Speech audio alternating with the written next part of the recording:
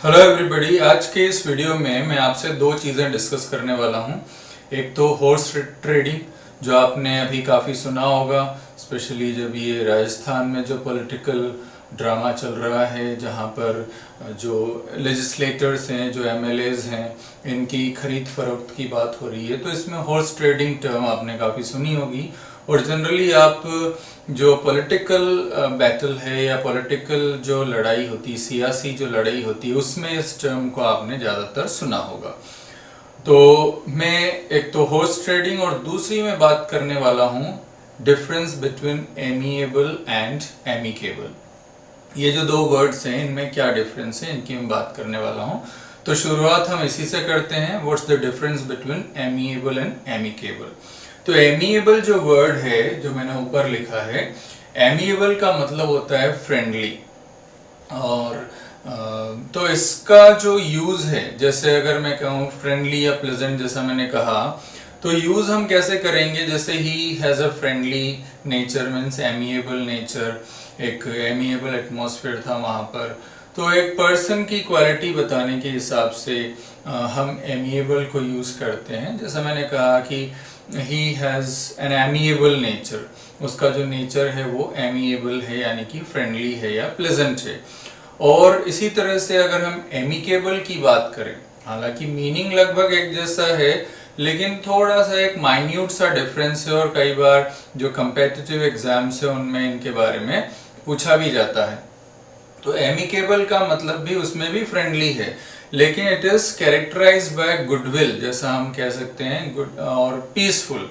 तो ये मीनिंग इसमें इन्वॉल्व है। और इनका जो कोलोकेशन है, यानी कि जो एसोसिएशन है, वो डिफरेंट है। हम इसको अलग तरह से यूज करते हैं। जैसे अगर मैं कहूँ the matter was settled amicably, यानी कि एमिएबल तो पर्सन के लिए हम यूज कर रहे हैं और एमिकेबल हम सिचुएशन के लिए यूज कर रहे हैं। तो जैसा मैंने कहा, the matter was settled amicably, यानी एमिकेबल मैनर में, यानी पीसफुल मैनर में, गुडविल के साथ, तो एक फ्रेंडली एटमॉस्फेयर के साथ उसको सेटल कर दिया गया।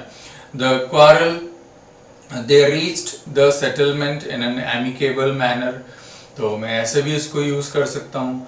तो इस तरह से इनका जो यूज है। अब यहाँ पर अगर जब हम एमिएबल को यूज करके देखें कि अगर एमिएबल, जैसे उन्होंने जो क्वारल था वो एमिएबली सेटल किया, तो ये रॉन्ग होगा। और यही चीज जो है एग्जाम्स में पूछी जाती है। और डिफरेंस, अब लोगों को लगता है एमिएबल और एमिकेबल एक जैसे ही हैं, तो क्योंकि मीनिंग्स अगर कई जगह देखें तो आपको सिमिलर मीनिंग्स ही मिलेंगे, लेकिन उनका जो यूज है वो डिफरेंस है, उनमें डिफरेंट है। और उनको इस तरह से यूज करना है, ये आपको अब ध्यान में रखना होगा। कई सारे एग्जाम्स में आप देख सकते हैं पूछा जाता है। दूसरी बात मैं कर रहा था हॉर्स ट्रेडिंग की। तो हॉर्स ट्रेडिंग वैसे तो मतलब होता है buying and selling of horse, यानी घोड़े खरीदना। अब लेकिन इसमें प्रॉब्लम क्या है, क्योंकि घोड़ों को देख करके उनकी मेरिट को इवेल्युएट करना थोड़ा सा मुश्किल होता था। तो इसमें क्या डिसऑनेस्ट प्रैक्टिसेस होने लगी, यानी कि बेईमानी, झूठ, ये सब चलने लगा। तो ये धीरे धीरे करके जो टर्म है हॉर्स ट्रेडिंग, ये दूसरी चीजों में भी यूज होने लगी। स्पेशली जो हम इसको यूज करते हैं वो पॉलिटिकल वोट ट्रेडिंग के लिए यूज करते हैं। अब इसका जो अगर हम ओरिजिन को लेकर के अगर मैं बात करूं, तो अमेरिका में जो गिल्डेड एज जिसे कहते हैं, गिल्डेड एज से मतलब है जो 1870 से लेकर के 1900 का जो टाइम था, 19 से लेट 19 सेंचुरी की मैं बात कर रहा हूँ। तो 1870 से लेकर के जो 1900 तक का टाइम था, उसे हम गिल्डेड एज कहते हैं। और गिल्डेड एज से मतलब जब जो इकोनॉमी काफ़ी बिल्कुल ग्रोथ पर थी, काफ़ी फास्ट ग्रोथ हो रही थी, और ऐसे में जो स्टैंडर्ड एथिकल प्रैक्टिसेस हैं उनमें एक डिक्लाइन हो रहा था। और ये सारी चीज़ें, डिसऑनेस्टी वगैरह जो हैं, वो अनएथिकल प्रैक्टिसेस जो हैं वो बढ़ रही थी। तो उस टाइम ये जो प्रैक्टिस है, यानी कि ये हॉर्स ट्रेडिंग, या इसका जो हम कहें कि इसका जो यूज़ है वो ज़्यादा होने लगा और वो बढ़ा। तो हुआ ये कि एक बार न्यूयॉर्क टाइम्स ने एक लॉ को क्रिटिसाइज करते हुए बात पब्लिश की। अब लॉ क्या था कि जो न्यूज़पेपर्स हैं, जो अपनी सर्कुलेशन फिगर्स को रॉन्गली स्टेट करते हैं। तो उसको रोकने के लिए, उसको प्रिवेंट या उसको स्टॉप करने के लिए एक लॉ बनाया जा रहा था। तो न्यूयॉर्क टाइम्स ने इस बात पर लिखा कि अगर इस तरह से लाइंग, तो क्योंकि वो एक तरह का लाई था, झूठ था, तो अगर लाइंग को बैन कर दिया जाएगा तो हॉर्स ट्रेडिंग जो है वो तो बंद हो जाएगी। इस तरह का एक जो उन्होंने क्रिटिसाइज करते हुए उसको लिखा। एक्चुअल में जो था एक इसमें एक वर्क पब्लिश हुआ था 1898 में।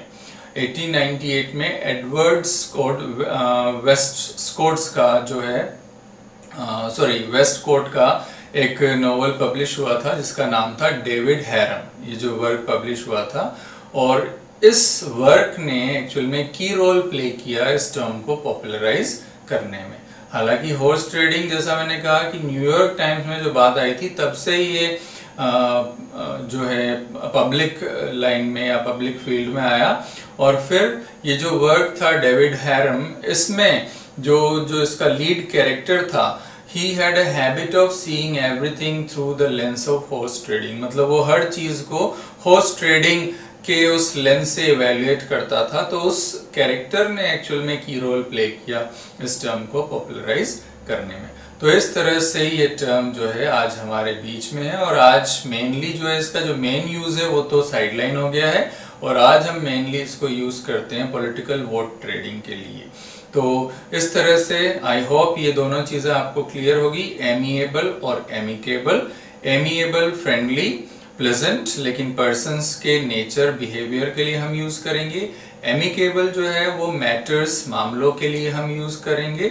और हॉर्स ट्रेडिंग जो है वो है पॉलिटिकल वोट ट्रेडिंग, जिसका मैंने आपको ओरिजिन और उसकी हिस्ट्री, उसकी जो स्टोरी है उसके बारे में आपको बताया।